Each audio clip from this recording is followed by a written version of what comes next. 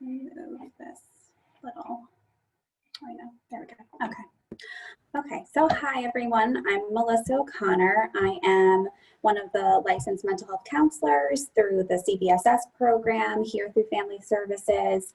And today we're going to be taking a dive into understanding the mind-body connection and therapies that use somatic-based approaches. And also just for a little background on me, some of the therapies we're going to be talking about, I'm not actually trained in, but there's just a good background information. But I am trained and use EMDR with clients, which uses somatic-based approaches. So if you ever have any questions about that, feel free to reach out. Okay, so today we're going to just go over some of the basic brain structures, how the brain responds to threat, and how we kind of recover from that versus how a brain that is affected by trauma responds to threat. Understanding the mental health and trauma connection to the physical health of our bodies. So seeing how that can come through the body when we're affected by trauma or other mental health concerns. Understanding the differences of therapies that take a top-down approach versus a bottom-up, which I'll get more information about what that means. And then just the basics of EMDR, somatic experiencing, and accelerated resolution therapy, which are some of the therapies that are evidence-based that you can use when we're trying to take a bottom-up approach. So I wanted to start the training by having, if you read the description of the training, I had the quote for Aristotle that the whole is greater than the sum of its parts. And sometimes there's, you know, not sometimes, but I feel that there is sometimes a disconnection between mental health, physiology, brain health, and all those things. So even though we all have different parts of the body, of course, they all play a specific role for their own, but they do meld together and really respond to each other. So it's not that, you know, we're necessarily just focusing on someone's mental health. We also have to think about how the brain is working, how that's impacting their health and their physiology, and really just getting the greater picture so we can better assist the clients that we work with. Or if you're someone who is from the community, really understanding how maybe trauma or things are impacting yourself and also your loved ones. So to dive in to all the fun brain stuff. So there are many theories in terms of describing the brain, but I felt that the Paul MacLean's triune brain theory of explaining the brain is beautiful. I know when we're recording this, you cannot see me. So usually I use the brain hand model by Dan Siegel, which is very effective in explaining that if you're using it with clients or working with children when you're explaining the brain. So if you don't know about Dan Siegel and the hand brain model, I highly encourage you to go on YouTube and look that up. But for right now, as Paul MacLean explains it, that he is focusing on the brain having three different parts essentially. So on the bottom of the brain, we have the reptilian brain. So this is our most primal part of the brain, and this is part of the brain stem. And this is responsible for our survival instincts and automatic body processes. So, you know, you don't have to go throughout your day being like, okay, is my heart beating? Is my heart beating? Am I breathing now? What's going on? So some of those functions are kind of going on their own. And then we have the mammalian brain. So this is like the midbrain, the limbic part of the brain, or the mid-level, as we can see. Let me see if you can see my mouse, but in the middle part of the brain. And that process is to process emotions and convey sensory-related information. So this is also kind of like where the amygdala is. And then we have the portion of the brain that, for at least for humans, kind of just makes us human, which is the neo-mammalian part of the brain. So the higher brain, as some people might call it. And that's kind of where the frontal lobe is, the forebrain, the cortex, all of this good stuff that helps us with outer controls of like cognitive processing, decision-making, learning, memory, and all these other different functions when it comes to like higher thought and brain power.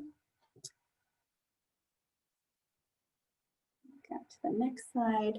So when someone is affected by trauma or adversity or something where maybe we're in a situation that is not necessarily safe, or we're perceiving danger, because it doesn't matter if we're in actual danger or perceiving danger, our brain is going to function in the same way so that we can try to help ourselves. So say we're walking down a path in the woods with a friend and we're talking about, I don't know, the differences and the fundamental differences between Monet and Manet, and there are just differences and things like that. And then all of a sudden we're approaching something that we're like not sure exactly what it is. And as we have Fry here, he's like, okay, we're not sure if this is a snake or is it just a long stick?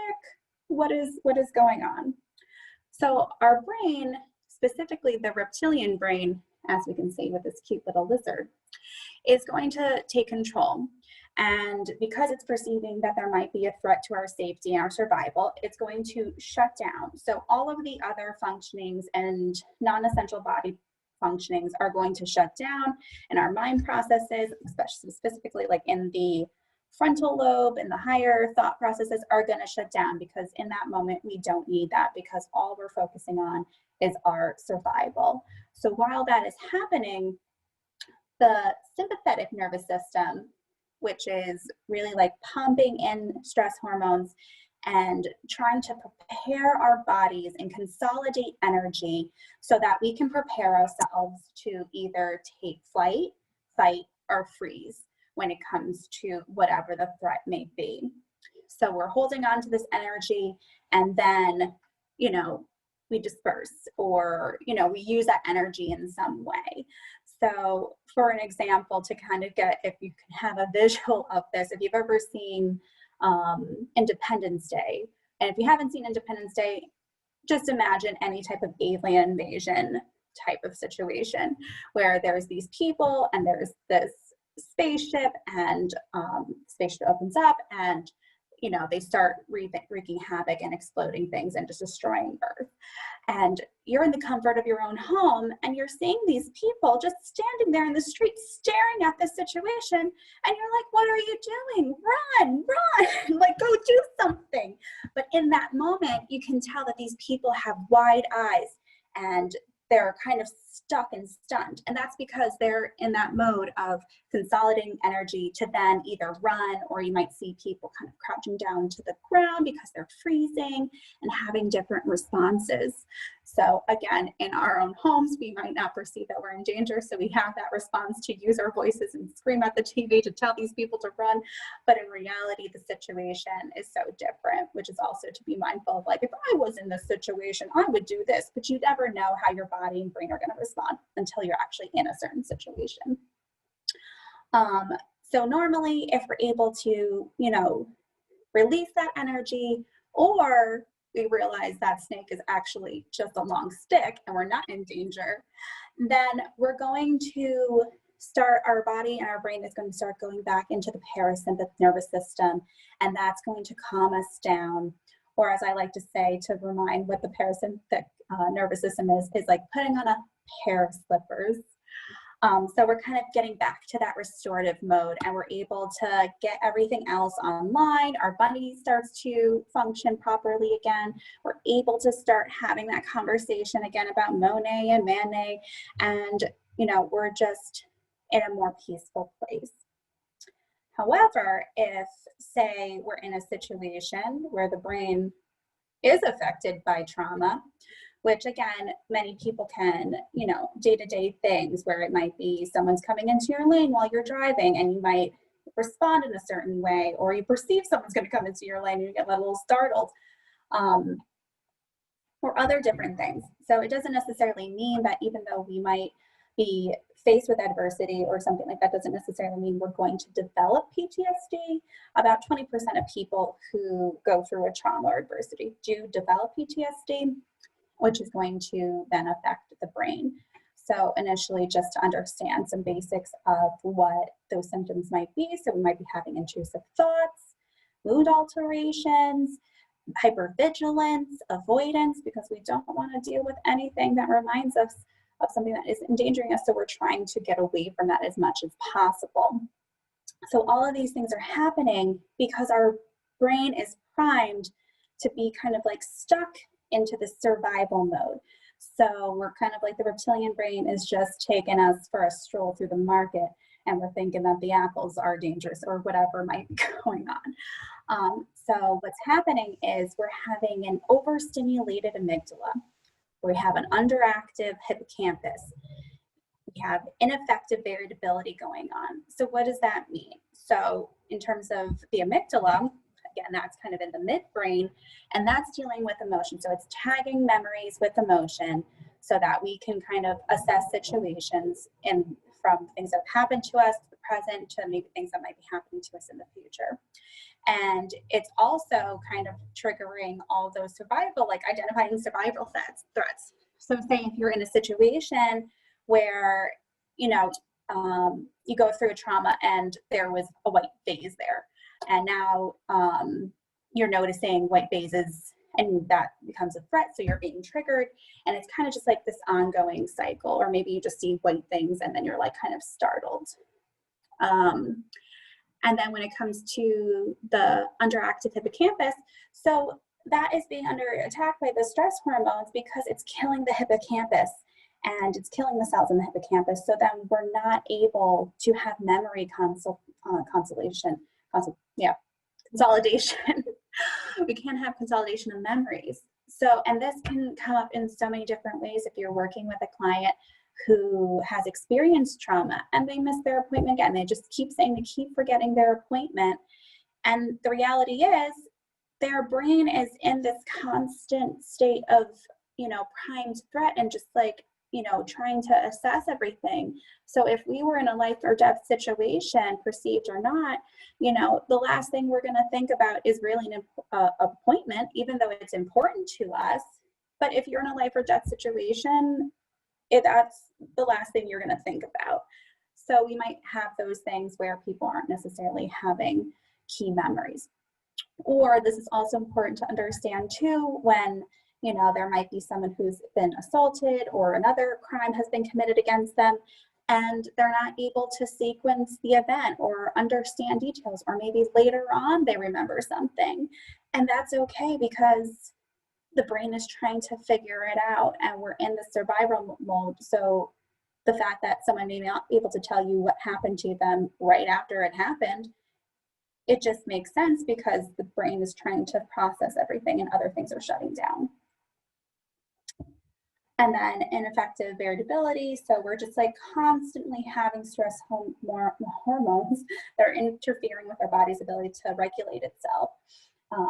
So we're feeling fatigued, other systems, maybe we're having trouble sleeping, we're having trouble going to the bathroom, we're having trouble with appetite, we're having all of these other things because those parts of our bodies aren't necessarily fully online.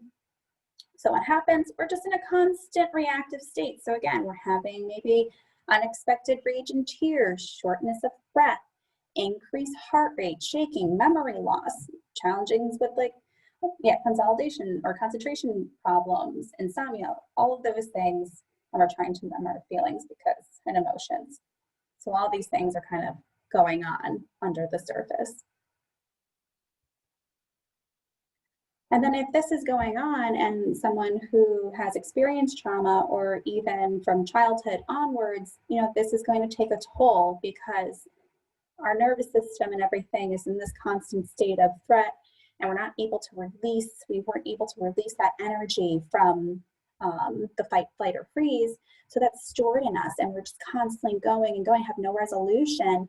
So that's going to take a toll on our bodies. And so there's oftentimes people who have experienced that might have long-term issues, might have physical illnesses and things like that.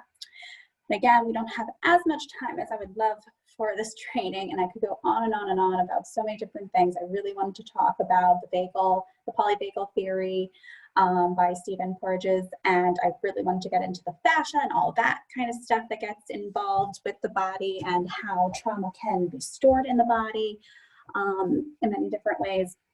But we don't have that much time. to go into all the beautiful parts of the brain and different systems. So I would, highly suggest looking at these resources when you have the moment, or even further diving into the Body Bears the Burden Trauma Dissociation Disease book. Is all beautiful resources and just to get like more insight than just what this training can get.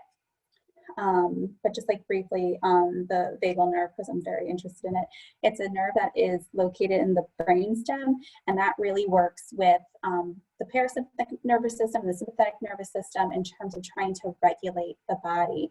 But again, when things aren't, flowing the way they are supposed to, that is kind of being affected, which then again is affecting different parts of the body, and also plays a big role in developmental trauma and kind of meeting milestones and things like that.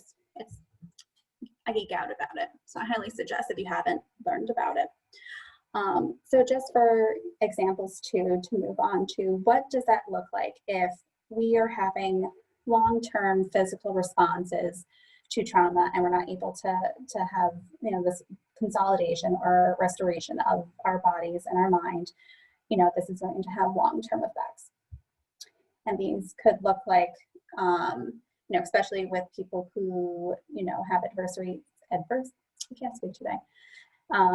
troubles when they are younger. They might be having increased risk of having alcoholism, illicit drug use, smoking, things like that, because when we have trauma, the body's trying to tell us something, so we're trying to either numb those sensations we might be feeling in our body, feelings, memories, all of those things. So we're going to turn to maladaptive coping to try to deal with the things that have happened to us. We also could be at higher risk of COPD, depression, suicide, heart disease, liver disease. We might be increased to being a victim of IPV or intimate partner violence. We also might start to engage in sex earlier, so we might be having more partners, higher risk of unwanted pregnancies or unintended pregnancies, STDs, STIs, all of those things, and increased risk of fetal death because, again, our bodies aren't necessarily functioning in the way that we would want them to, so that could be affecting the fetus. Also, trauma can also affect people by developing fibromyalgia, which I am, to this day, it doesn't surprise me how more and more my clients have been diagnosed with fibromyalgia, especially with folks who I've seen who have long histories of different abuses and traumas that they have experienced since childhood. So that is something where I'm not surprised to see anymore. Or we might have chronic fatigue because, again, our brain is just running.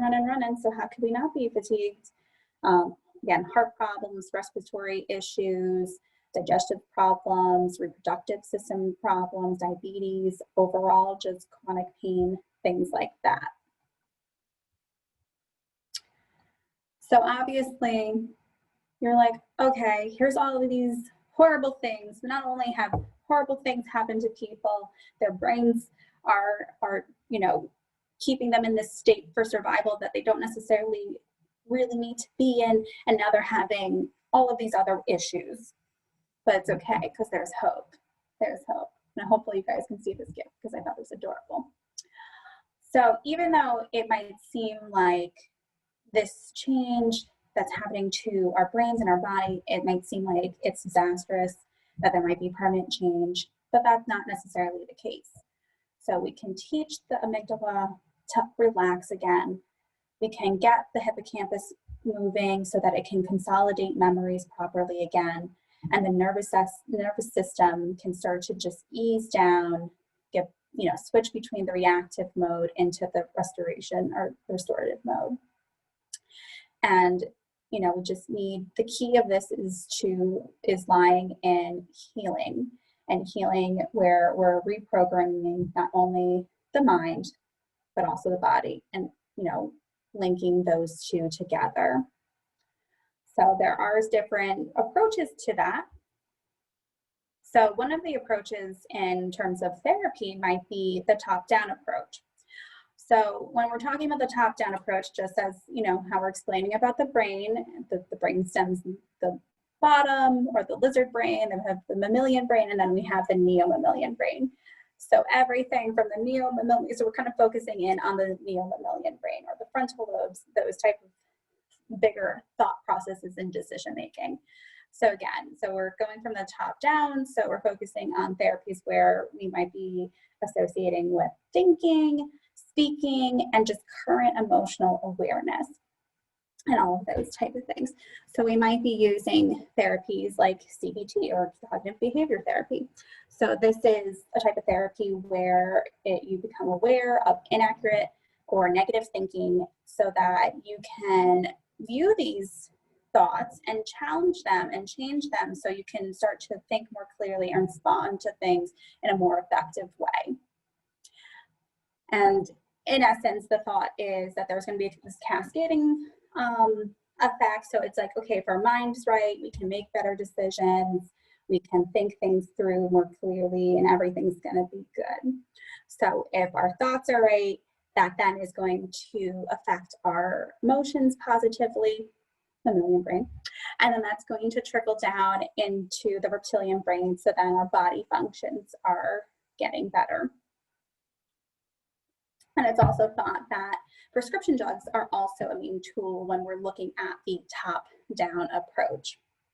But even though CBT can be very effective for some folks, is this the best approach when it comes to dealing with trauma? Not so much. So when the brain is experiencing trauma, or we're trying to process trauma, and we're in this survival mode and reactive mode, the brain cannot distinguish. So even though we might be talking about something that happened 10 years ago, for that client, that could be, they could be feeling like it is happening to them in the here and now. And I enjoy this quote where it says, "I pray you believe what I have said. I reported what I saw and heard, but only part of it. Most of it, I have no words." And this was from a correspondent who was reporting on the liberation of a concentration camp in 1945. And this quote is so beautiful because here's this person who is just a witness to the situation and still doesn't have the words because they are witnessing a trauma and this experience. So when the brain goes through a trauma, or we're going through a trauma, again, like in the survival and reactive mode, everything that's non-essential is shutting down, and our frontal lobe is shutting down. And that also means that we can't necessarily access those thinking and decision-making skills and all of those things. And it also has been shown that the broca area, which is responsible for language and speaking and all of those type of things, that can also shut down when we're experiencing a trauma. So especially when a trauma happens to someone who is pre-verbal, you know, it's very difficult, besides the fact that when we're approaching specifically a child in therapy, we're going to use different approaches because sitting down and talking, that's just not their language. But even for someone who maybe is an adult and is coming to you and wants to talk about things and adversities that have happened to them when they were younger, they literally may not have the words to do it. So how are we going to have this dialogue and thought process of really talking about something when we weren't even able to do so, and all those things were offline? So when we're talking about a trauma that, or especially if we're being triggered, you know, that stuff is going to go offline. So how are we going to get in there? It's also important to also take perceptions of like the right hemisphere of the brain and the left and what they detect. So essentially, again, when it comes to right, left, mid, whatever, essentially the frontal lobe is part of the left side of the brain. So that's, again, related to linguistics, sequencing, you know, analytics, remembering facts, statistics, our vocab of events and things like that. So again, that's why sequencing an event that has happened to us that sometimes we just can't, we literally cannot do it because the brain is not, that's not online. Versus the right side of the brain, which is more part of emotion, spatial, visual, tactile, all those type of senses, and storing memories and emotions and how they get evoked. And again, all those sensory things, which also fun facts, the amygdala is part of the right and the left side of the brain. So when it comes to, and the hippocampus, I do believe as well. So that's why certain memories are being stored differently. And yeah, so eventually though, sometimes even though we might become speechless when we're experiencing a trauma, survivors might have what I like to call a cover story. So if you have ever sat down with a client and they're kind of telling you, you're going through an intake and they're telling you their trauma narrative or their life experiences, and they get to something that has truly impacted them in some fashion, and there is no emotion in the story. It's kind of just like, this is what happened, this is what happened, this is what happened. And then it's like they're talking about how they went to the grocery store and they're talking about how they went up and down the aisles and like grabbed peas here, got the milk there. There's nothing really, really the truth of it, the inner truth of it is not being expressed, which is kind of reflective of the quote from the CBS correspondent. Also, Bessel van der Kolk believes that prescription drugs, though in short term they can be very helpful, but this is something, again, that is kind of taking away the body's ability to really function in terms of trying to get to the deep body portions of it. So it's kind of inhibiting and blocking the body from releasing the trauma that it's holding. So it's an approach to consideration. And I also, again, this is a lot of just reiterating the fact that folks who are experts in trauma in that field are just, again, expressing how taking the top-down approach is not the most effective, especially when we're working with someone who has experienced trauma. And I also wanted to point out too, this is something that oftentimes when I'm talking with clients is, they might rationalize and understand what has happened to them. They understand it wasn't their fault. Like that's like kind of the first things that, people start to do, especially when you're like going to see someone as an advocate, this wasn't your fault. This is something that happened to you. You did nothing wrong. All of those type of phrases we might say to someone. And they might eventually get that it's not their fault. They can recognize that this thing happened in the past and, the past is in the past. In some certain situations, they will understand that the person who hurt them can never hurt them again, which is not always the truth. But, maybe they're in jail or maybe the person moves away, so they're never going to see them again. And so there's that again, rationalization. But at the end of the day, there's still something within them that is crying out that still feels disconnected. And oftentimes, again, if you could see me, oftentimes when I'm talking to clients and they're telling me, their narrative of what's happened or in their rationalization of like understanding that it was not their fault, I'll point to my head and I'll say, yeah, because I'll tap my head and then I'll put my hands over my heart and I say, but you don't know. And they're like, exactly, that's exactly it. So again, connecting, trying to find that way to connect the body, mind, and all of that in different parts of the brain in terms of communication. So when it comes to trauma, there could be the approach of using the bottom-up approach. So again, we're going into the brainstem where that's where we're in the survival mode and all of that stuff, and we're trying to get ourselves up so we can get up to that higher power or higher level of the brain. So when we're talking about the bottom-up approach, we're starting therapy again at the base. And so we're incorporating dual awareness of thinking and feeling, and that is necessary for the healing. And in order to heal, feeling safe and learning how to regulate responses in both the body and the brain need to be developed. Because again, we can rationalize that we're safe, but if we don't feel safe within our bodies, what's going on? We're not getting anywhere. And because at the end of the day, we need to feel safe within our home, and our home is our body. So the bottom up therapy integrates the whole brain. So the left, the right, the top, the bottom, zigzags, all of it. And, you know, integrating that again is key, and recognizing that. And so we have all these different parts, but we're incorporating it all together and looking at the bigger picture. So again, this approach allows the person to explore the dysregulation feeling after safety and stabilization are built, and they can feel safe.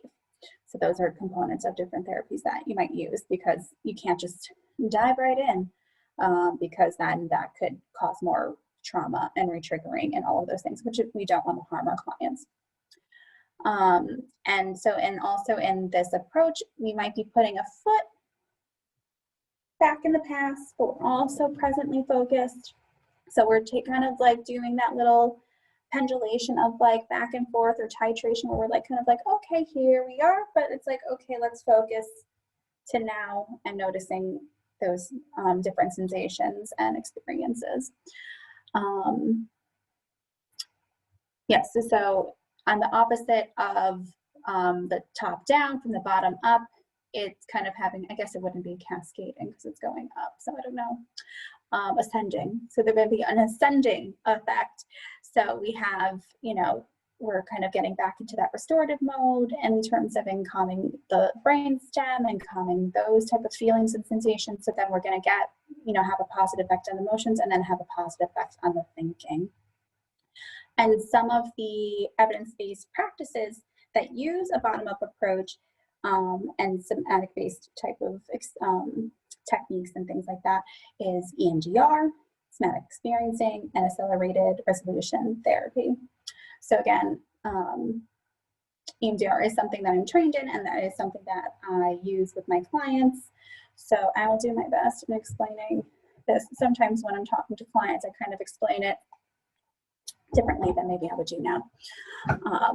So with EMDR, if we can see this beautiful representation of this picture here. So EMDR is, at the end of the day, because we know one likes saying eye movement, desensitization, and reprocessing, because it's just too many words. So this was established and created between the 1980s and the 1990s, kind of went through some different little phases by the late Francine Shapiro. And the model that it uses, it integrates different traditional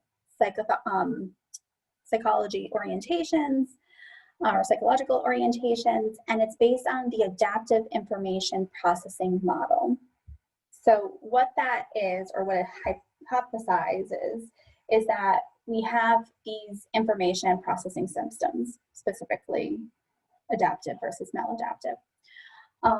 And when the brain gets blocked, so again, here's this trauma that experience, and we're in the reactive or survival mode.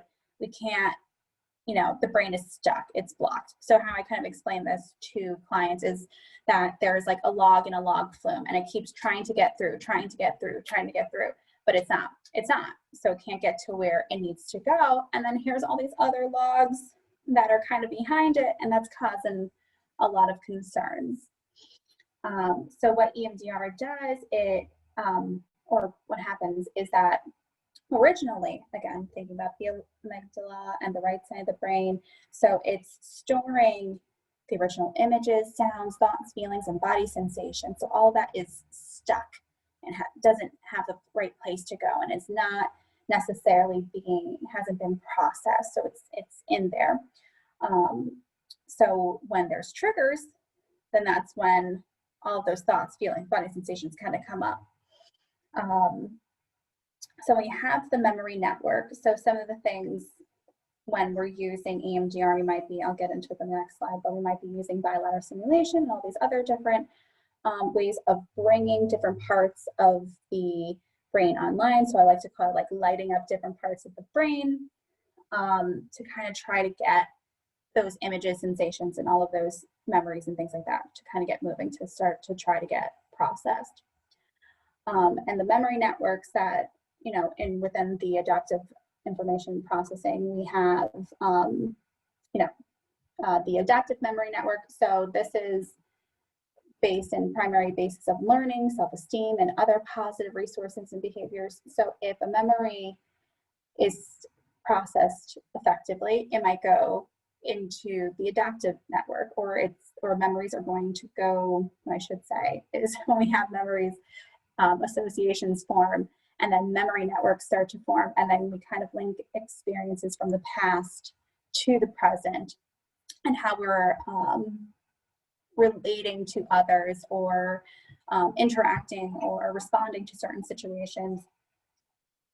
We might be responding in a way where 5-year-old self of us is responding, because we're back there within that trauma. We're not necessarily here in the present. So we're kind of mixing the two, and it might not actually be adaptive. So again, we have the adaptive network. So if things are processed efficiently and where they're supposed to go, we might be using adaptive. So this is like where we're learning our skills and all of those things, versus the maladaptive. So this is based in pathology, negative patterns of behavior, affect, sensations, distorted beliefs about self and others. And again, when experience is properly processed, it is definitely stored integrating with other similar experiences about self. So if we're kind of thinking, if we have a negative thought of like, I'm worthless, I'm unloved, there's gonna be, we might be like, oh, this is something that's new. It is not new. That is down deep. There's other places and feelings and images and sensations that is also associated with. And according to Shapiro, many emotional problems and disorders are manifestations of these unprocessed trauma memories that are stored in the brain. And again, it's helping to reprocess those memories. And also, I didn't mention, because I have my beautiful picture that I didn't even actually really go through. And this can be used, EMDR can be used with people who are experiencing depression, trauma, PTSD, anxiety, addictions, eating disorders, phobias. It's actually, some folks have used it with people who have schizophrenia, but that's a specific type of model, and other emotional problems. Yes, I think that's good. That's where we are with that.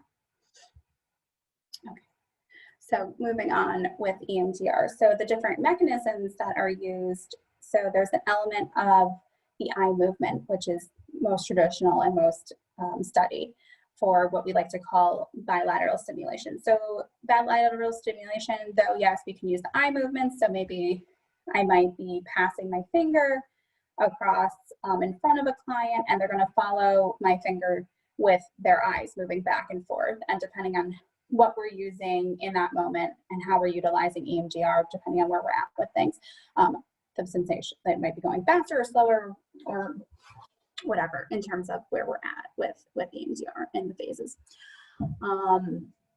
It also, with that, it helps to, it has an effect, or actually, let me go back. I'm jumping all over the place. I apologize.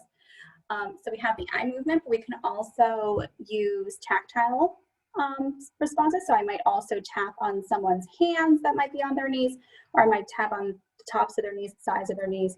Or there's also fun, what we call TheraTappers, which are excellent to use, especially if you're working with children and integrating EMDR in therapy with them. And you can put it in their pockets, it can go on top of their shoes, they can hold it in their hands. And that is actually something that's really grounding, and the therapist has the ability to either make the back and forth go faster or slower. It can feel more intense or less intense, so it's barely there. So really understanding where your client is at in terms of trying to find regulation and things like that. So we're not just going to go full blown really fast. All of that we're not going to dive in, because that is not good for everybody. You have to follow procedures. But again, so for the mechanism of the BLS, this is helping with effects on memory. So it helps with memory retrieval, the vividness of the memory, and reduction in emotional arousal, which is very beautiful to see if you're using EMDR with a client. And oftentimes I've had clients where they'll reflect on a memory that we're trying to process. And they're just like, now I can just see. I really see it's really vivid in what was going on. I'm really feeling, what I was feeling, but now we're noticing there's usually an increase and then topples off and then decreases and it subsides. And then we eventually get to the full processing and closure of it. And it's very interesting. It's just very beautiful, and hearing the responses from clients. This BLS also helps with orienting responses, working memory. It helps to facilitate present orientation to experiences. So again, we're dipping our toe or our foot or half our body into the past, but also trying to stay presently focused. And then this also produces a repetitive redirecting of attention. So it's inducing a neurological state where it's similar to REM sleep. So in REM sleep, where our eyes are moving back and forth, and that's when our brain's kind of processing things and consolidating, all that kind of stuff. So we're increasing access to less dominant associations as well, and they result in integration of disturbing memories. So, and it's also very interesting when I'm working with a client and, we're processing, I'm doing the past BLS, and, an association might come up and they're just like, where did this, I don't even understand how this works, but it's coming. And I'm like, just let the brain do what it's doing. There's no judgment within it. And things that they haven't even thought about or didn't even remember about for forever until we're doing it. And it's a very interesting, I kind of call it voodoo magic. It's very interesting. But in terms of methodology, again, EMDR is a memory-based approach focusing on reprocessing experiences. And again, we're using a three-prong protocol. So again, we're going into the past, but being presently focused, but also focusing on how are we going to respond to things in the future. And this can actually be used, like there are therapists who use it for sports therapy, and they might do EMDR with people who maybe they're trying to win something in the Olympics, even though the Olympics aren't going on, or they're trying to, win a basketball game or something. They might do that for future situations. And also in EMDR, we use a 8-phase treatment approach. So it's very comprehensive. So that includes, history taking, preparation, assessment, desensitization, installation, body scan, closure, and reevaluation. We're not going to get into that because, again, we are not doing any EMDR training fully. And again, it's using the standard procedures to guide the AIP model. So essentially, the goals of EMDR is to identify and reprocess memories, which are the basis of current problems. So again, we're always starting with the present. Okay, what's going on currently?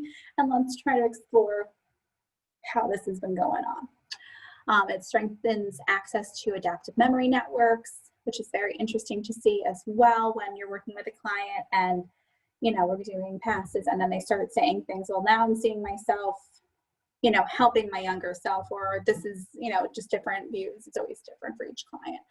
But it's just a beautiful, just like seeing them become stronger and really getting into those adaptive memory networks. So we're eliminating dysfunctional memory networks, reducing variability to responding inappropriately to challenging situations, incorporating needed skills like self-regulation, developmental deficiencies, behaviors and adaptive beliefs about self and others, optimizing clients' capacity to respond spontaneously and authentically, which is very important if we're thinking of the Gestalt approach of trying to be our authentic selves. And also to achieve the most effective and efficient treatment effects while maintaining client safety and stability, which is very key, first and foremost. And just bringing content, satisfaction, and well-being into the client's life, which is beautiful. And we didn't even mention, too, where it's interesting when you're going through processing.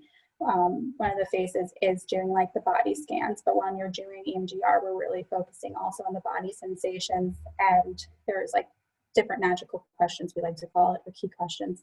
And one of them is like, where do you, when we're bringing up the image of the memory, and we're bringing in the emotions of it and the negative belief. We're also focusing in on the body sensation, and everyone kind of responds to EMDR differently when they're kind of like how things are coming to them. Some people might be different images. Sometimes people just see colors or shapes or whatever, or it really is within the body. For example, I had a client where they were feeling it. Where were they feeling? They were feeling it originally in their head, and then the sensation went down, and I was doing a set of BLS with them, and I see something happen, so I stop for a moment and to assess, because something, you know, clearly had happened, to reflect on for a moment.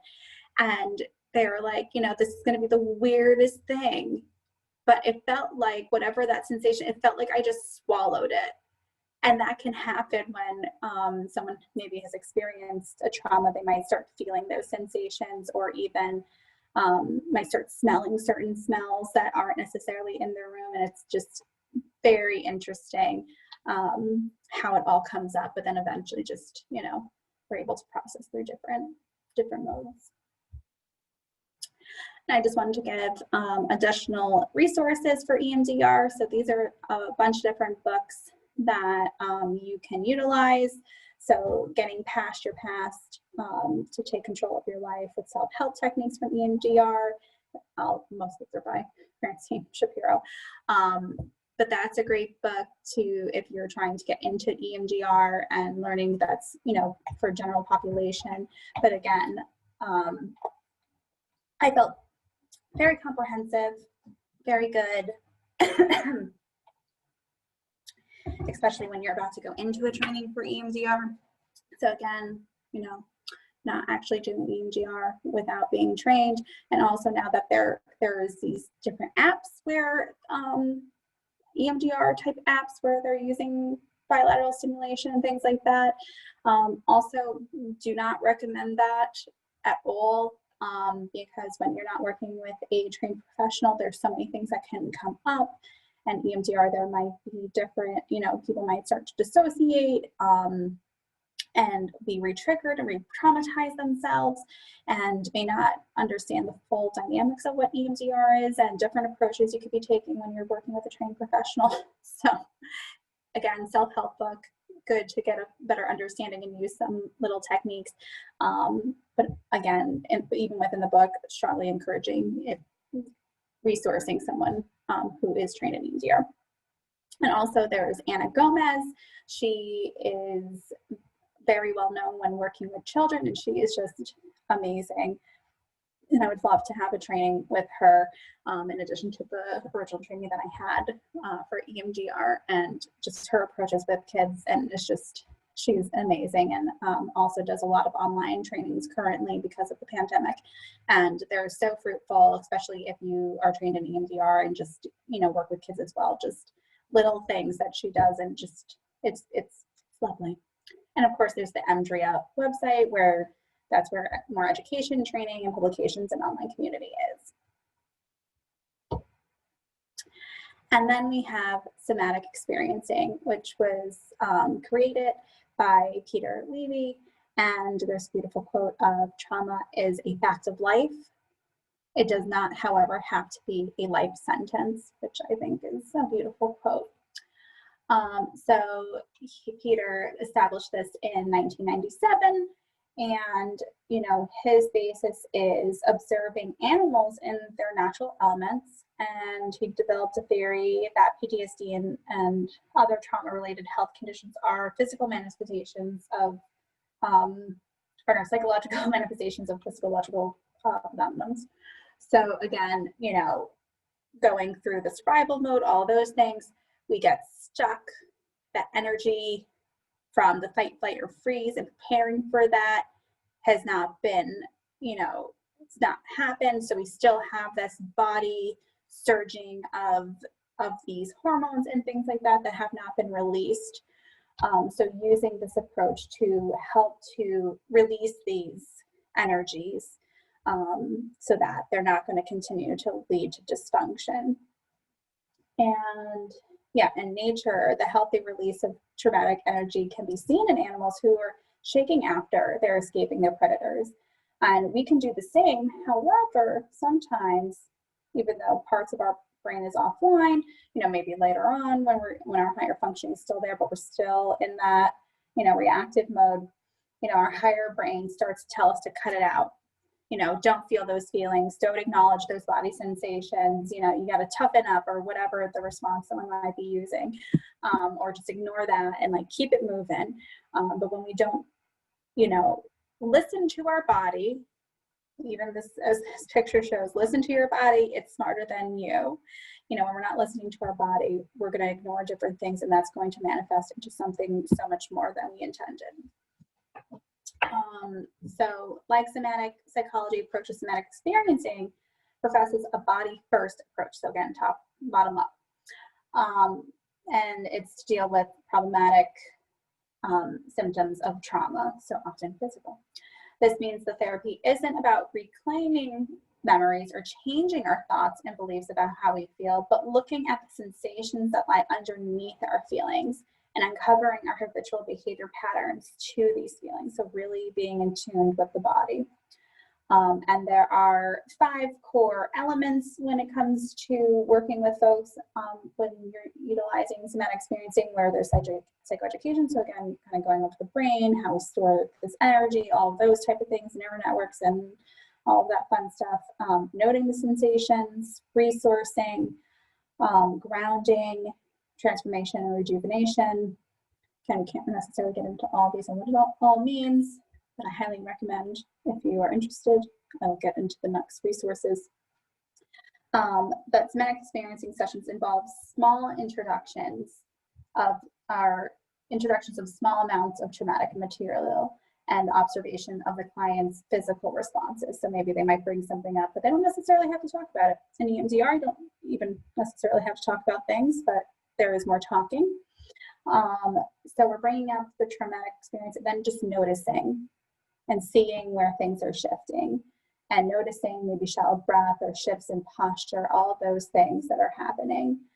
And the therapist will frequently check in with the client to assess and record somatic sensations that they have, you know, been noticing, and kind of seeing where that goes. And the practitioner proceeds carefully and cautiously to avoid re-traumatization, again, because if we're just bringing up trauma material and not necessarily like doing anything with it, then that's not good. And for our client to just be like, okay, here it is, and then we're just going to talk about it, and now we're feeling these feelings of being re-triggered. You got to do something with it. And so the key is to help people develop and employ self-regulating strategies. And in somatic experiencing, you use something called pendulation. So we're going between sensations that are associated with the trauma, but then also going back into sources that are strength and comfort. So that's kind of like similar to EMDR, where we have resourcing, we like to call, so like coping and things like that, where we're like really looking at the strengths of things. So having those associations before we're even diving into the processing. So we have that as a resource keyword. So again, these are resources associated with somatic experiencing. Most of these books are written by Peter, and there's also a somatic experiencing just website. If you just like Google somatic experiencing, it's one of the first sites that come up, and that's also where they have all their different resources where you can get trained, all of those type of things. And so that is somatic experiencing.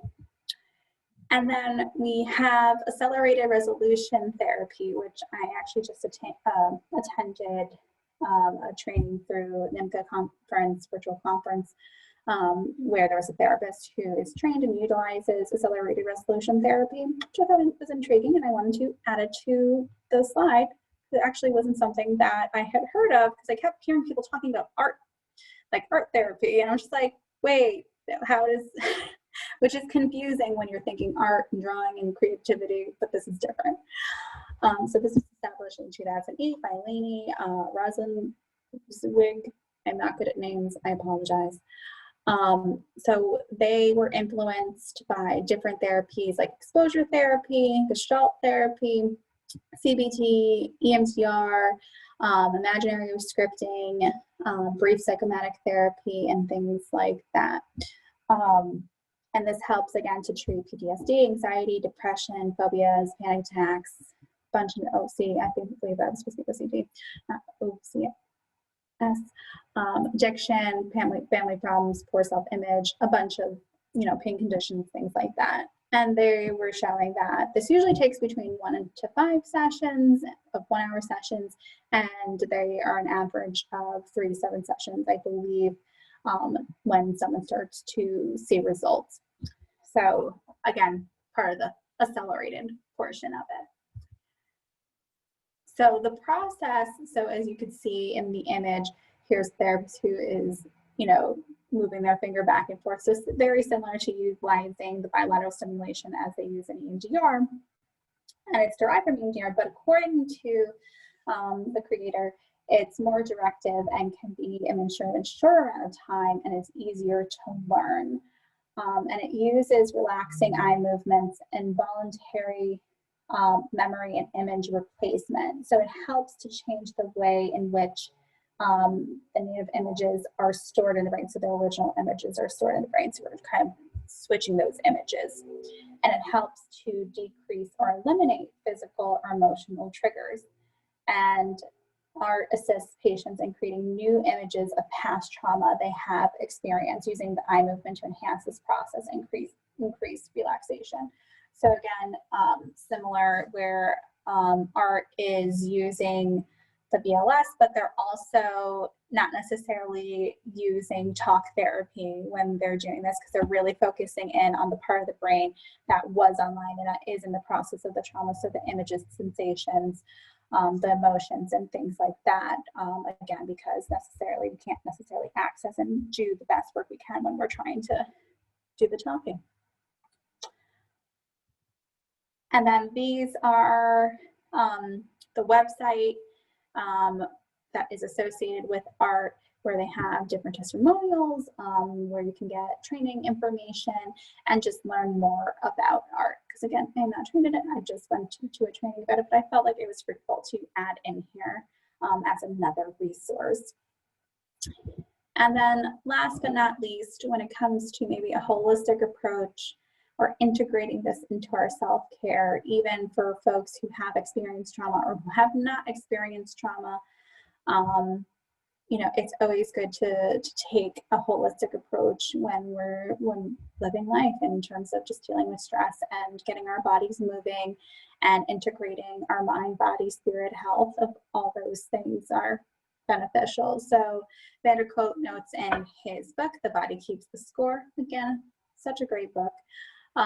So hope in the book, he writes, holistic approaches accessing the brain, mind, and body through expressive arts such as yoga, dance, massage, and singing, as well as neurofeedback, EMDR, which help reorganize and reprocess trauma, are especially effective. So even if we're working with a client, maybe we're using one of these models or therapies, and trying to have them have other self-care routines where maybe we are integrating yoga or dance or massage or singing or something else that is kind of like that physical response, where we're kind of getting, again, back to the brain stem and things like that. So that is my training for today. I hope that you did take something away. And if you have any questions, feel free to email me. And that is that. And we're at our 1 o'clock hour. So thank you guys. I'm just going to stop.